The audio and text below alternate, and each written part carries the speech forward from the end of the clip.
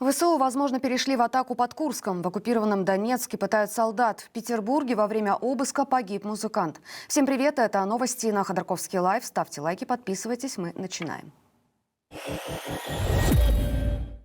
Z-блогеры сообщили о контрнаступлении ВСУ в Курской области. Фото и видео появились в провластных каналах. По сообщениям провоенных блогеров, колонна бронетехники украинской армии наступает от Суджи в сторону Беловского района Курской области. Бои идут у села Уланки к югу от Суджи. Российские пропагандисты заявляют, что в боях участвует около 400 военных ВСУ. Официально ни одна из сторон не комментирует происходящее. Проблемы жителей, оставшихся в опасных районах, власти волнуют мало. Сегодня снова высказался глава спецназа Ахмат Абтиалаудинов. Он призвал не выходить на акцию, приуроченную к полугоду с начала летнего наступления ВСУ на область. Алаудинов заявил, что те, кто призывает возложить в этот день цветы, якобы работают на другие страны. Видишь ли, они так сильно беспокоятся о мирных жителях, которые остались там. Так у меня вопрос. А зачем вы, если вы так беспокоитесь, вы это все согласовываете с украинской стороной? Доказательств своих слов он, конечно, не привел. Акция должна пройти сегодня, 6 февраля. А в Рио главы Курской области Александр Хенштейн, которого критикуют жители, встретился с Путиным. Тот на встрече заявил, что присвоит почетное звание 155-й бригаде морской пехоты Тихоокеанского флота. Она будет называться Курская. Эта бригада известна далеко не своими победами, хотя Путин заявил, что ее бойцы воюют, цитата, «круто, грамотно, дерзко», конец цитаты. В боях за Угледар в Донецкой области бригада потеряла почти 2500 человек, 80% состава. В конце 2023 года выяснилось, что потери подразделения на войне с Украиной вчетверо превысили его потери в 2 чеченских войнах. В том же году морпехи записывали видео губернатору Приморья с жалобами на обращение и большое число погибших. А в первый год войны минимум 3 членов этой бригады оказались причастны к убийствам мирных украинцев в Буче, Ирпене и Гостомеле. Родственники военных еще одной части, на этот раз в оккупированном Донецке, жалуются на пытки, вымогательства и большие потери. Об этом пишет издание «Сота Вижн».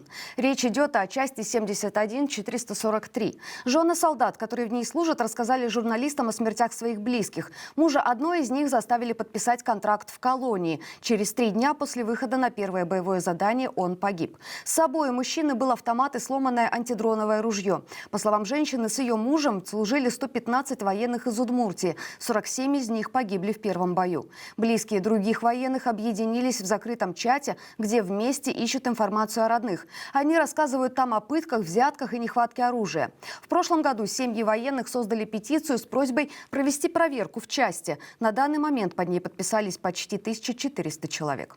А в Волгограде тем временем борются с теми, кто публикует видео ударов по региону. Жителям официально запретили снимать прилеты и их последствия, а журналистам сообщать, где это происходило и где находятся важные объекты. Штрафы составят до 100 тысяч рублей.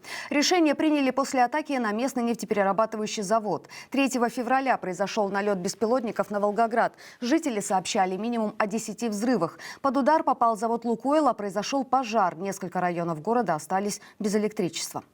В России реформируют систему бронирования от мобилизации. По данным журналистки Фариды Рустамовой, работникам крупных государственных и частных компаний уже перестали давать бронь. Такое происходит, например, в Сбере и МТС, а в Ростехе бронь остается только у тех, кто задействован в работе, связанной с военными целями.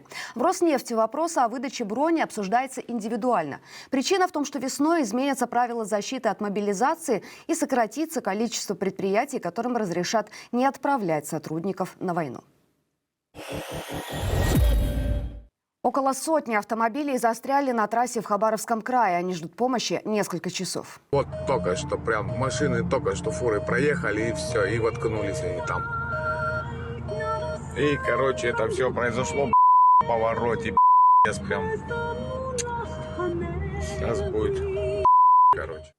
Причиной стала авария на трассе Хабаровск-Комсомольск-на-Амуре. Лесовоз, обгоняя поток машин по встречной, врезался в большегрузы. Машины, которые ехали за ним, тоже столкнулись. По словам очевидцев, спецтехника для освобождения трассы шла к ним 4 часа. Инспекторы ГИБДД ехали больше часа. Одновременно на трассе начался сильный снегопад. А в Оренбургской области из-за сильного ветра и плохой видимости произошло сразу несколько аварий на трассе в районе Медногорска и поселка Сара. Перевернулась легковушка и лег на бок грузовик. В Сахалинском селе такое уже неделю не убирают снег. Земля принадлежит Минобороны, и коммунальные службы ее просто не видят в своей электронной системе. Из-за высоких сугробов жители не могут никуда выехать. Расчистить вручную невозможно, площадь слишком большая. Последний раз снег там чистили 29 января. На жалобы людей в госжилинспекции отвечают: в приоритете другие территории. В поселке 2 многоквартирных дома, где живут 60 семей. В Кузбассе закончился льготный сортовой уголь для населения. Вместо него предлагают рядовой, который, по словам местных, по качеству недалеко ушел от грязи. Власти объясняют это, цитата, «тяжелым экономическим положением и санкциями», а жители – привычной чиновничьей безалаберностью и наплевательским отношением. В комментарии губернатору Середюк уже припомнили, как жалобы называли фейками, а теперь людям советуют радоваться хоть такому топливу. Ирония в том, что Кузбасс – главный угольный регион страны, но топить печи его жителям скоро будет не по карману. В Петербурге трагически погиб музыкант. Бард Вадим Стройкин выпал из окна 10-го этажа во время обыска по делу о донатах ВСУ. По данным СМИ, силовики пришли к нему домой, он вышел в другую комнату, как сказал, попить воды. Вскоре его нашли мертвым под окнами. Стройкину было 58 лет. В прошлом он вел программу антологии авторской песни на «Эхо Москвы» Екатеринбург. В последние годы обучал игре на гитаре. Открыто выступал против войны и критиковал власть. Если бы дело дошло до суда, исход был бы предсказуем. В таких случаях приговоры почти всегда обвинительные. Ему грозило до 20 лет тюрьмы. В Мурманской области глава района обиделся на жалобы местных о шумном корпоративе и написал на них заявление в полицию. Об этом накануне активистка Виолетта Грудина рассказала в соцсетях. Жители поселка Никель пожаловались, что чиновники отмечали Новый год так громко, что спать было невозможно. Вместо извинений глава Печенгского округа Андрей Кузнецов обвинил местных в клевете. Тем временем пост с жалобой и фотовечеринки чиновники удалили, а Кузнецов пообещал наказать распространителей фейков. В России выпустили патриотическую версию «Монополии». Спецоперация на окраине, так она называется. Игроки возглавляют батальоны, освобождают, как там сказано, Украину от нацистской власти. Z-символика идет в комплекте. Поражение России в этой игре невозможно. Производитель называет ее идеальным подарком для мужчин на 23 февраля.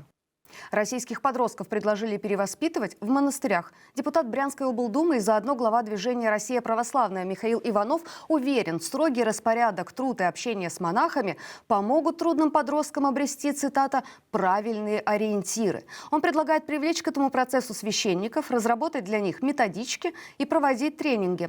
Что ж, друзья, это были главные новости к данному часу. Оставайтесь на нашем канале, подписывайтесь, ставьте лайки, а также подписывайтесь на наш телеграм-канал. Мы дублируем там весь контент, в том числе в аудиоформате. И главное, берегите себя.